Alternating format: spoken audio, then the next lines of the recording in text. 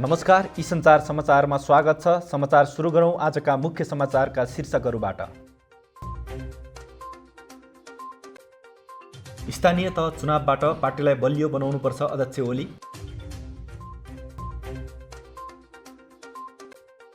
उच्च शिक्षा सञ्चालन सम्बन्धी छुट्टै ऐन बनाउनुपर्छ गगन थापा।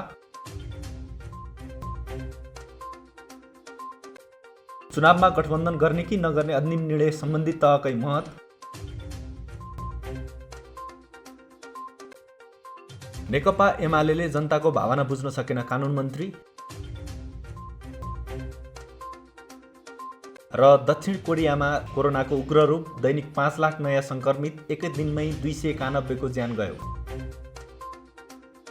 अब समाचार विस्तारमा। नेकपा एमालेका अध्यक्ष केपी शर्मा ओलीले स्थानीय तहको चुनावबाट पार्टीलाई बलियो बनाउनु पर्ने बताउनु भएको छ। आज बुधबार काठमाडौँमा सुरु पार्टीको केन्द्रीय कमिटी बैठकमा अध्यक्ष ओलीले भ्रमपूर्ण सत्ता पक्षीय र जनविरोधी प्रचारहरू भएको दावी गर्दै त्यस विरुद्ध बहुसङ्ख्याको अभिमत प्राप्त गरी स्थानीय तहको चुनावबाट पार्टीलाई बलियो बनाउनु पर्नेमा जोड दिनुभयो। अध्यक्ष ओलीले वैशाख 30 मा हुने स्थानीय तहको चुनावमा बहुमत हासिल गर्ने दिशामा अघि बढ्न निर्देशन दिनुभएको छ। लोकतान्त्रिक आन्दोलनको सबैभन्दा ठूलो र पुरानो शक्ति एमाले भएकाले लोकतन्त्रको रक्षाका लागि स्थानीय तहको चुनावमा बहुमत हासिल गर्नुपर्ने बताउनु भएको हो। अध्यक्ष ओलीले भन्नुभयो, नेपालको लोकतान्त्रिक आन्दोलनमा हामी मुख्य शक्ति हौँ। इतिहासको लोकतान्त्रिक आन्दोलनको विरासत हामीसँग छ। आजको समस्या र चुनौतीको सामना र समाधान गर्नुपर्ने उत्तरदायित्व हामीसँग छ। देशलाई समृद्ध नेपाल, सुखी नेपाल बनाउने अभिपारा हामीसँग छ। यसका लागि स्वाभाविक रूपमा आउँदा चुनावहरू महत्त्वपूर्ण छन्। केन्द्रीय कमिटी बैठकले स्थानीय तहको चुनाव सफलतापूर्वक सम्पन्न गराउन सङ्गठनात्मक र प्रचारात्मक कार्यक्रम तथा जनपरिचालन सम्बन्धी महत्त्वपूर्ण निर्णय गर्नेछ। त्यसैगरी भोलि बिहिबारको बैठकमा चुनाव केन्द्रित गरेर बनाइएको पार्टी एपबारे केन्द्रीय कमिटी सदस्यलाई जानकारी गराउने पनि अध्यक्ष ओलीले जानकारी दिनुभयो। उहाँले नेकपा एमालेमा प्रवेश गर्ने लहर बढेसँगै सदस्यता सङ्ख्या 11 लाख पुगेको आङ्कलन गरिएको दावी पनि गर्नुभयो। नेपाली काङ्ग्रेसका महामन्त्री गगनबहादुर थापाले उच्च शिक्षा सञ्चालन सम्बन्धी छुट्टै ऐन बनाउनु पर्ने बताएका छन्। बुधबार कीर्तिपुरमा आयोजित त्रिभुवन विश्वविद्यालय केन्द्रीय समितिको 12औं राष्ट्रिय सम्मेलन उद्घाटन समारोहलाई सम्बोधन गर्दै महामन्त्री थापाले यस्तो बताएका हुन्। महामन्त्री थापाले नेपालको उच्च शिक्षा सञ्चालन सम्बन्धी छुट्टै ऐन बनाउनु पर्ने बताए। नेपालमा नयाँ संविधान बनेर सङ्घीयतामा प्रवेश गरिसकेको सन्दर्भमा आजसम्म पनि नयाँ ऐन बनाउन नसकिएको भन्दै उनले उच्च शिक्षा सञ्चालन सम्बन्धी ऐन निर्माण गर्न ढिलो भइसकेको बताए। महामन्त्री थापाले ऐन बनाएर उच्च शिक्षामा कसले कति लगानी गर्ने, विश्वविद्यालय कसरी चलाउने, नयाँ विश्वविद्यालय खोल्ने नखोल्ने र शिक्षाको सम्बन्धमा सङ्घ र प्रदेशको जिम्मेवार के हुने भन्ने विषयमा छलफल हुनुपर्ने बताए। विगतमा आफ्नो पार्टी प्रतिपक्षमा हुँदा पनि आफूले शिक्षा तथा स्वास्थ्य समितिमा र प्रधानमन्त्री तथा मन्त्रीहरूलाई पटक पटक यस विषयमा कुरा राखेको भए पनि सुनवाई नभएको बताए। वर्तमान सरकार बनिसकेपछि पनि निरन्तरको संसद अवरोधका कारण यस विषय प्राथमिकतामा पर्न नसकेको उनले उल्लेख गरे। उनले नेपालको उच्च शिक्षालाई कतातर्फ लैजाने भन्ने विषयमा मुलुकको जेठो विश्वविद्यालय हुनुका नाताले त्रिभुवन विश्वविद्यालयले नेतृत्वदायी भूमिका खेल्नुपर्नेमा जोड दिए। महामन्त्री थापाले त्रिभुवन विश्वविद्यालयमा अहिले देखिएका समस्या समाधानका लागि सबै पक्ष जिम्मेवार भएर लाग्नुपर्ने बताए। नेपाली काङ्ग्रेसका प्रवक्ता प्रकाश शरण महतले आगामी स्थानीय तहको निर्वाचनमा स्थानीय आवश्यकताका आधारमा पार्टीले चुनावी गठबन्धन गर्ने बताएका छन्। काङ्ग्रेस धुलिखेलको आयोजनामा पार्टी प्रवेश कार्यक्रममा उनले सम्बन्धित तहको सुझावको आधारमा पार्टीले निर्णय लिने बताए। 753 वटै स्थानीय तहमा पार्टी केन्द्रले भन्ने कुरा पनि होइन। स्थानीय अवस्था के हो सो आधारमा तपाईहरूले नै निर्णय गर्ने हो। महतले भने सबै पार्टीको बढीभन्दा बढी सिट जित्ने उद्देश्य हुन्छ। 11 गते बस्ने केन्द्रीय समितिले गठबन्धनबारे सिद्धान्त त निर्णय गर्छ, तर अन्तिम निर्णय सम्बन्धित तहको नै हो। उनले भने स्थानीय तहमा गठबन्धनलाई लिएर पार्टीका नेताहरूबाट फरक फरक प्रतिक्रिया आइरहँदा नेता महतले यसको जिम्मा स्थानीय तहलाई नै दिनुपर्ने बताएका हुन्। अर्को प्रसङ्गमा उनले अमेरिकी अनुदान मिलेनियम च्यालेन्ज कर्पोरेसन MCC बारे छरिएको भ्रम चिरिएको भन्दै देश विकासका लागि काङ्ग्रेसले सही अडान लिएको प्रमाणित भएको बताए। काङ्ग्रेस सधैँ सत्य र यथार्थको पक्षमा हुन्छ। सत्तामा हुँदा एउटा र सत्तामा नहुँदा अर्को कुरा गर्दैन। महतले भने MCC बारे छरिएको भ्रम बिस्तारै चिरिँदैछ। यो सडक आयोजना प्रसारण लाइन लगायत विकासीय कामको लागि हो भन्ने बुझ्दै गएका छन्। यसको बारेमा अझ बुझाउन जरुरी छ। उनले भने कांग्रेस जिल्ला सभापति तीर्थ लामाले राजनीतिमा लामो समय योगदान दिएकाहरूको प्रवेशले पार्टीलाई फाइदा पुग्ने तर्क गर्दै उचित जिम्मेवारी दिने बताए। नवप्रवेशी रामकृष्ण हुमागाईले 44 वर्षदेखि कम्युनिस्ट आन्दोलनमा लागे पनि 9 महाधिवेशनदेखि विधि पद्धति सबै ध्वस्त पारिएकाले कांग्रेस प्रवेश गरेको प्रतिक्रिया दिए।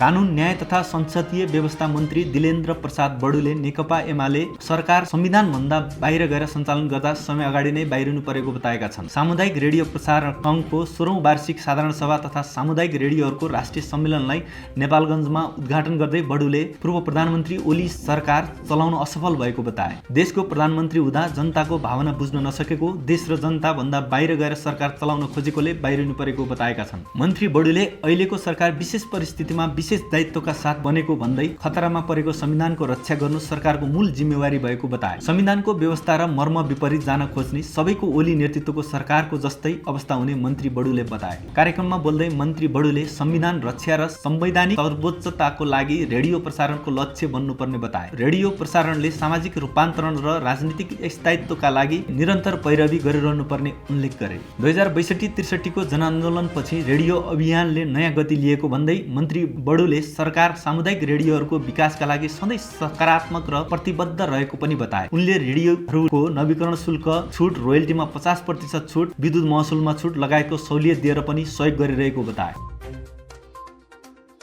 काठमाडौँको दक्षिणकालीबाट प्रहरीले लागु औषध सहित 2 जनालाई पक्राउ गरेको छ। दक्षिणकाली नगरपालिका वडा नम्बर 5 फर्पिङ चेकपोस्टमा चेक जाँच गर्ने क्रममा हेटौडाबाट काठमाडौँ आउँदै गरेको ना 1 ज 3991 नम्बरको भाडाको टाटा सुमोलाई चेक जाँच गर्दा उक्त टाटा सुमोमा सवार 2 जनालाई प्रहरीले पक्राउ गरेको हो। पक्राउ पर्नेमा झापाको बिर्तामोड नपा वडा नम्बर 6 घर भई काठमाडौँको मच्छेगाउँ बस्ने 31 को विनोद चौधरी र प्रसाद बिरगञ्जमा महानगरपालिका वडा नम्बर 29 घर भई काठमाडौँ कलङ्की बस्ने वर्ष 20 को रमेश यादव रहेका छन्। उनीहरूले ब्यागमा सेतो प्लास्टिकले बेरेको अवस्थामा लागु औषध ब्राउन सुगर जस्तो देखिने खैरो रङको पदार्थ लुकाई छिपाई ल्याएको अवस्थामा फेला पारी नियन्त्रणमा लिएको प्रहरीले जनाएको छ। उनीहरूले ब्यागमा सेतो प्लास्टिकले बेरेको अवस्थामा लागु औषध ब्राउन सुगर जस्तो देखिने खैरो रङको पदार्थ लुकाई छिपाई ल्याएको अवस्थामा फेला पारी नियन्त्रणमा लिएको प्रहरीले जनाएको छ। उक्त घटनाका सम्बन्धमा उनीहरू विरुद्ध उपर लागु औषध नियन्त्रण ऐन 2033 बमोजिम महानगरीय प्रहरी कीर्तिपुरबाट थप अनुसन्धान भइरहेको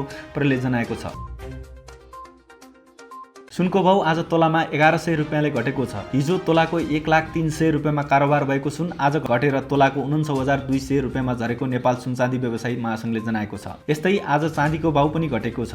हिजो तोलाको 1395 रुपियाँमा कारोबार भएको चाँदी आज 25 रुपियाँले घटेर तोलाको 1370 रुपियाँमा कारोबार भइरहेको महासंघले जनाएको छ।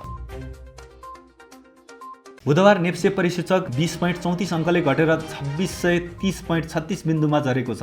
यस दिन सेन्सेटिभ इन्डेक्स 4.22 अङ्कले घटेको छ भने फ्लोट इन्डेक्स 1.47 अङ्क र सेन्सेटिभ फ्लोट इन्डेक्स 1.56 अङ्कले घटेको छ। यस दिन नेप्से ओह्रालो लागेसँगै कारोबार रकम पनि घटेको छ। अघिल्लो कारोबारको दिन 2 अर्बको सेयर खरिद बिक्री भएको नेप्सेमा यस दिन 226 स्टकको 29,678 पटकको कारोबारमा 2 अर्ब 4 करोड 63,52,000 रुपियाँ बराबरको 39,85,000 किता सेयर खरिद बिक्री भएको छ। बुधबार 46 स्टकको मूल्य बढेको छ, जसमध्ये 2 स्टकको मूल्य सकारात्मक सर्किट लेभलमा कारोबार भएको छ। यस दिन राष्ट्र उत्थान लघुवित्त र इमर्जिङ नेपाल लघुवित्तको सेयर मूल्य सकारात्मक सर्किट लेभलमा कारोबार भएको। यस दिन राष्ट्र उत्थान लघुवित्तको सेयर मूल्य 67 रुपियाँ 70 पैसा बढेर 745 रुपियाँमा अन्तिम कारोबार भएको छ भने इमर्जिङ नेपालको 62 रुपियाँ 80 पैसा बढेर 691 रुपियाँ 60 पैसामा अन्तिम कारोबार भएको छ।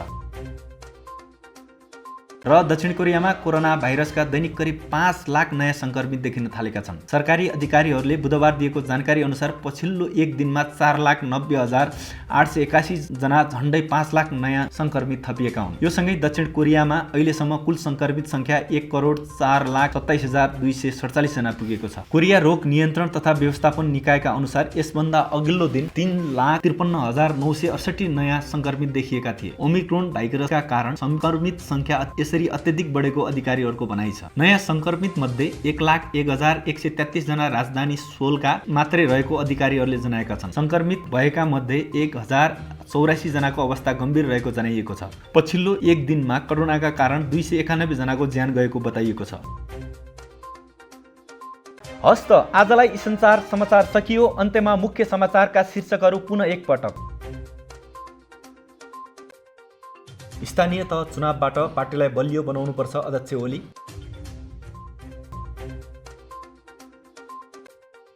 उच्च शिक्षा सञ्चालन सम्बन्धी छुट्टै ऐन बनाउनुपर्छ गगन थापा। चुनावमा गठबन्धन गर्ने कि नगर्ने अधिनियम निर्णय सम्बन्धित तहकै महत। नेकपा एमाले जनताको भावना बुझ्न सकेन कानुन मन्त्री। र दक्षिण कोरियामा कोरोनाको उग्र रूप, दैनिक 5 लाख नयाँ सङ्क्रमित, एकै दिनमै 291 को ज्यान गयो। हस्त आजलाई संचार समाचार सकियो। ताजा समाचारका लागि संचारपाटी.com हेर्दै गर्नुहोला। नमस्कार।